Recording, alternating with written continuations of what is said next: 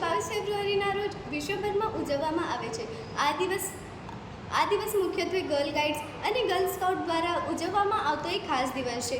આ દિવસ girl guide અને સ્કાઉટ ચળવળના સ્થાપક લોર્ડ બેટન પોવેલ અને તેમની પત્ની લેડી આવિલ બેટન પોવેલનો જન્મદિવસ છે. આ દંપતીએ વિશ્વના બાળકો અને યુવાનોમાં શિસ્ત, સેવા અને ભાઈચારાના ગુણો કેળવવા માટે સ્કાઉટ ગાઈડની શરૂઆત કરી હતી.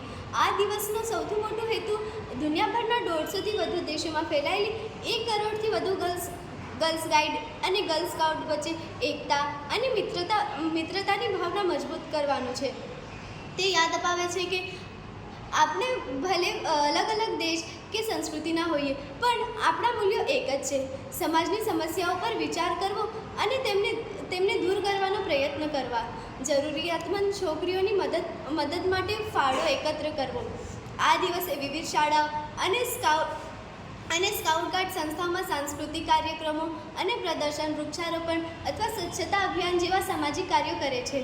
આ વર્ષે world association of girl guides અને ગર્લ સ્કાઉટ દ્વારા એક ખાસ થીમ નક્કી કરવામાં આવે છે, જે પર્યાવરણ, સમાનતા કે શિક્ષણ જેવા વૈશ્વિક વિષયો પર આધારિત હોય છે.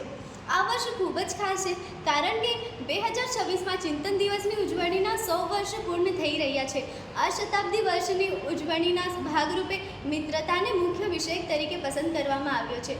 અસ્તુ.